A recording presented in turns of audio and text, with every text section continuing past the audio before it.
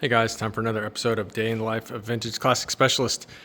Today was actually a pretty huge day in the shop. Lots of kind of big things happened today, so let's kind of go over them, I guess, in chronological order. So the first is, those of you that are regulars here probably recognize the fact that the 71 Ghia is not in its usual spot, which is right there normally, or it had been. But this car actually was driven around today under its own power. So first time probably since, I don't know, like the 80s maybe, this car had been sitting for a really long time. Anyway, so yeah, Rafa this morning actually took the car on pretty much its maiden voyage, and the car did well. I haven't driven it yet, but he said the 1600 is running really strong. It's a brand new motor, so it should be, but yeah, 1600 dual ports are actually pretty strong little motors, especially when you're used to driving 36 horses and 25 horses and stuff like that, which is what a lot of the cars that we build around here have in them. 1600 dual port's a pretty stout little motor, and it, according to Rafa, it really moves the scene along well.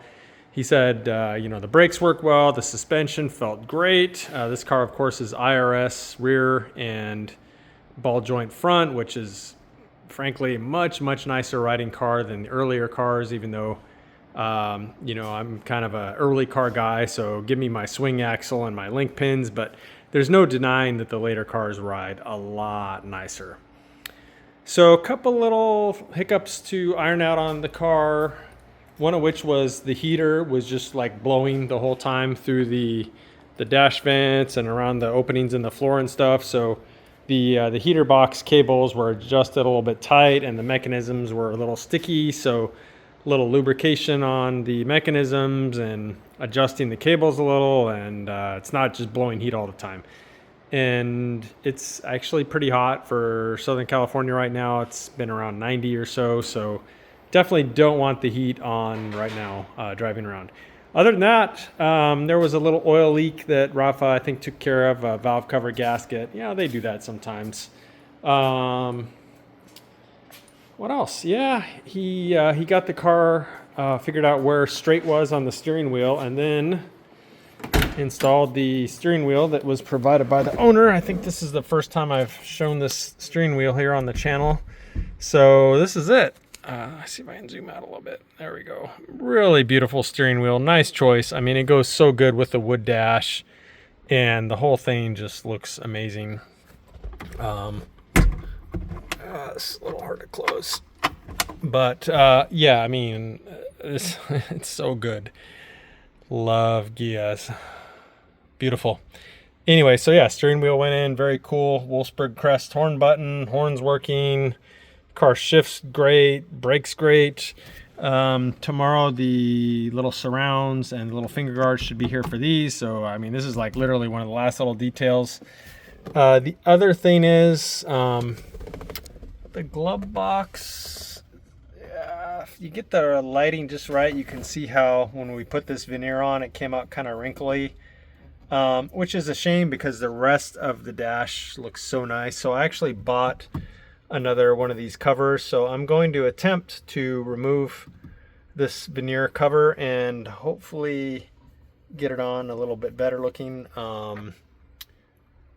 because yeah, once you see it you can't unsee it, and it kind of depends on the lighting and stuff, but this dash in this car is so nice. We don't want to leave anything like that, so yeah, we're fixing this on our dime. I paid for the cover, I'll pay for the time to replace it, so owner doesn't have to pay for us kind of slipping up a little bit here. Anyway, that's enough of that. So yeah, this car, probably going to put some more miles on it maybe tomorrow, check it out, and I think other than those couple tiny details, this thing should be ready to go back to its owner, like maybe by the end of the week, or maybe I'll keep it and drive it some more, and he can get it back next week. We want to make sure that the thing is good, so I want to put some serious miles on this thing. Not like hundreds or anything, but take it on some half-hour drives around and stuff like that. Maybe get up on the freeway with it a little bit, just an exit or two. Make sure it's tip-top for him. So there you go. So that happened today. Let's talk about this. Huge deal. Finally, this is the 64 one family Beetle, which finally is back from paint. This thing has just been killing me along with the other two paint jobs, but this one is finally here.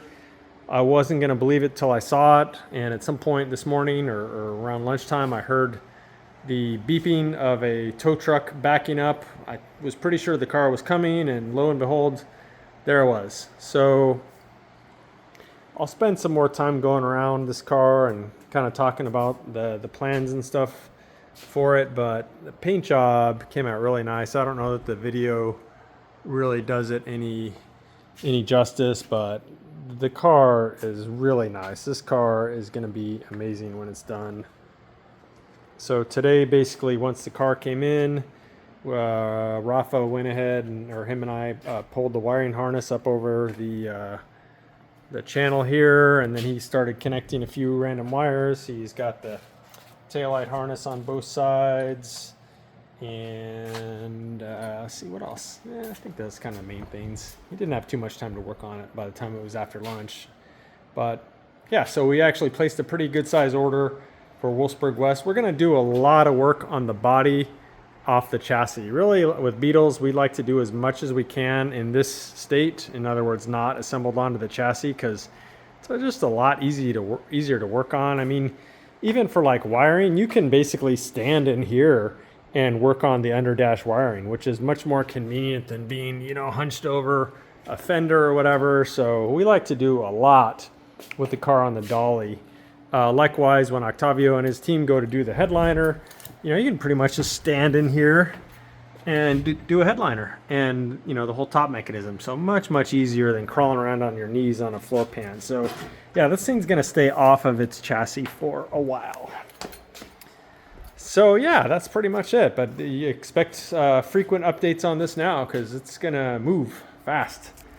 Other thing that happened today was the front beam for the turquoise bus, which hopefully I'll get back from paint later this week, end of the week maybe. Front beam's pretty much done. Some things aren't really tight yet. I still need to put the brake shoes in here, or the pads rather. These are loose, shocks are just kind of finger tight. But yeah, basically this thing is assembled. Really nice stuff. So this particular beam comes from our buddies at Air Cooled Vintage Works. This is not an MP beam. This is one that they make. Really nice. It's actually much nicer than an MP beam. You can see some of the details, like how nicely the adjusters fit. I can tell you that the MP beams with the same style adjuster, they do not fit that nice. It's actually, I'm kind of amazed sometimes that they even hold. But on this one that Jason and his team make at Air Cooled Vintage Works, really nice, top quality. So yeah, this pretty much went together today. And what else? No real actual working on this car today, but got a pile of parts from Air Cooled Vintage Works. So you see there's the mobile wagon wheels in black. And then the owner actually stopped by and brought his super bitchin' old school Pirelli kind of race tires here. So 175's front, 185's back. Got a little killer on here. And intern Jacob was here today. He did a great job. He's continuing to work on parts for this motor. And today he actually got the generator housing all cleaned up here. You can see it and painted. Looks great. Likewise, he got the end caps painted and got the internals kind of cleaned up. Looking good. So tomorrow we'll have him continue on these things. I think we're ready to take all the hardware for the fuel pump and distributor and everything over to zinc plating and get that stuff zinc plated. Probably tomorrow finally take the engine case and some of the internals over to Dave Greiner at Proformance and have him start doing any machine work needed on those. Same with the heads. So that's it for today, guys. Very productive day. Very happy to have this beautiful 64 back in our shop where we can work on it finally and get it to the family, hopefully here in maybe 2-3 months.